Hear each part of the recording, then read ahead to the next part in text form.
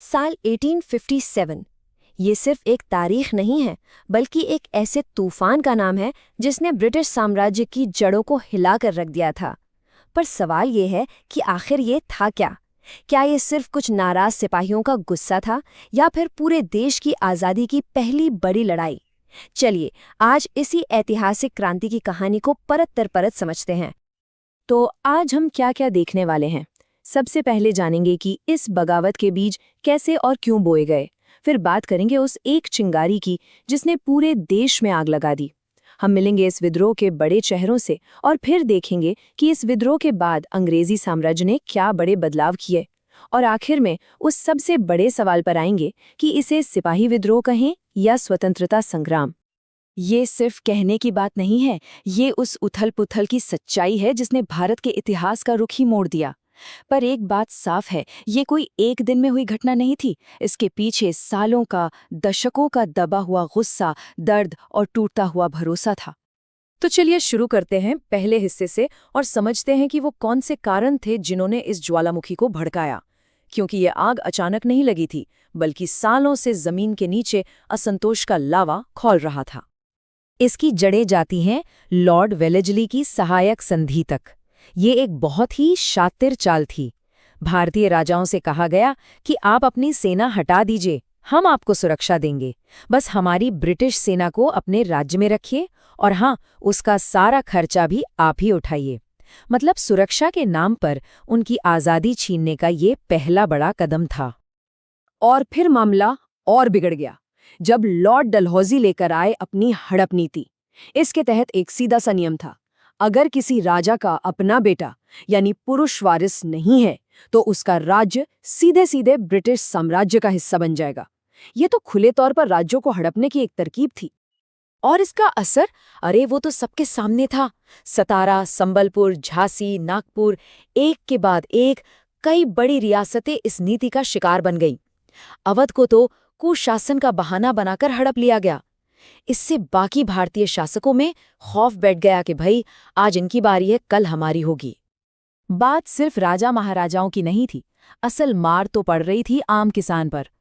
अंग्रेजों ने 3 अलग अलग लगान व्यवस्थाएं लागू की: स्थायी बंदोबस्त, रैयतवाड़ी और महलवाड़ी। नाम भले ही अलग अलग थे, पर मकसद बस एक था, किसानों से ज्यादा लगान वसूलना। नतीजा ये हुआ कि किसान पूरी तरह से बदहाल हो गए।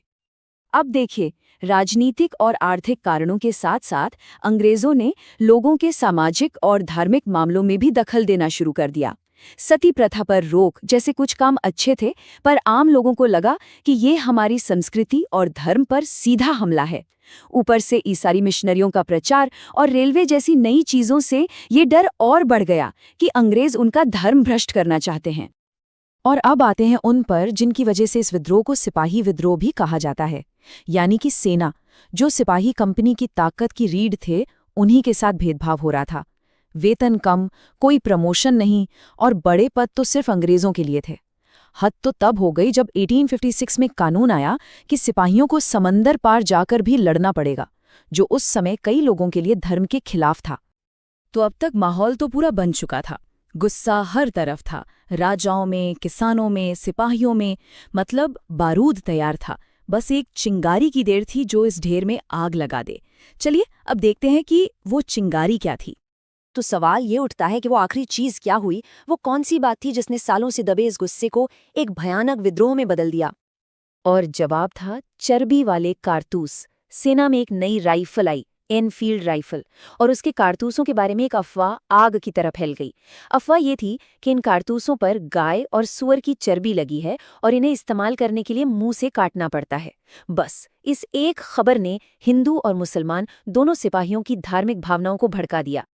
और इसके बाद तो चीजें बहुत तेजी से बदलीं। 29 मार्च को बैरकपुर में मंगल पांडे ने विद्रोह का बिगुल फूंक दिया। उन्हें फांसी दे दी गई, लेकिन वो एक चिंगारी जला गए थे। फिर 10 मई को मेरठ में सिपाहियों ने बगावत कर दी, अपने साथियों को जेल से छुड़ाया और दिल्ली चलो का नारा देकर दिल्ली की तरफ निकल पड़े।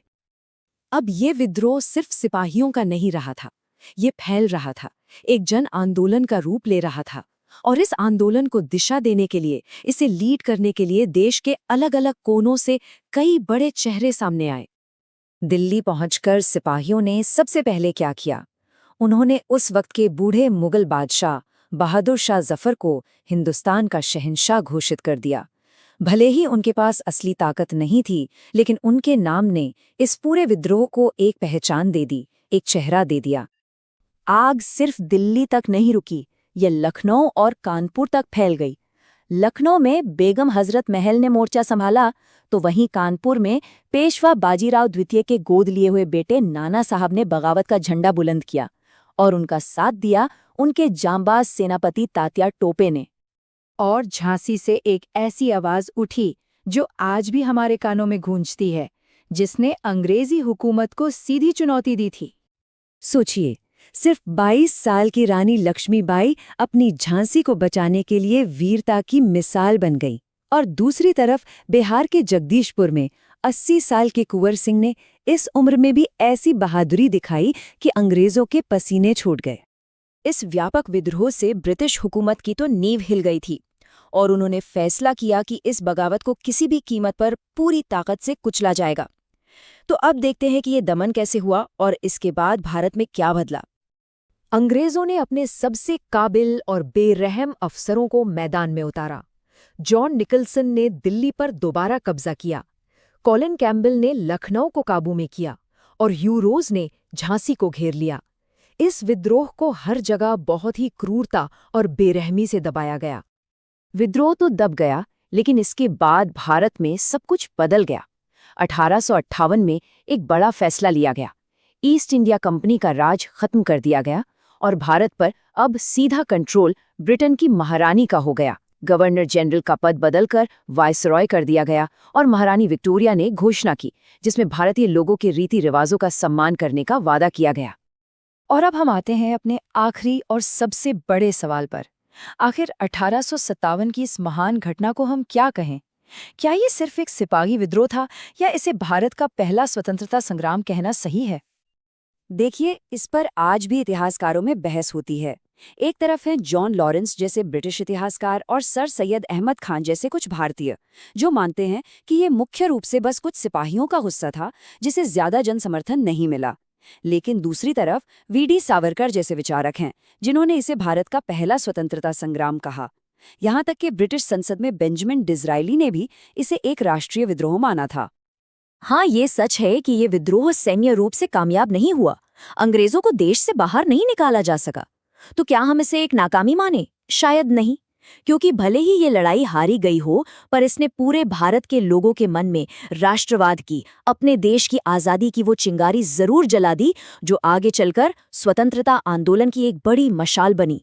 ये एक जागरूकता थी, आज़ादी की पहली दस्तक।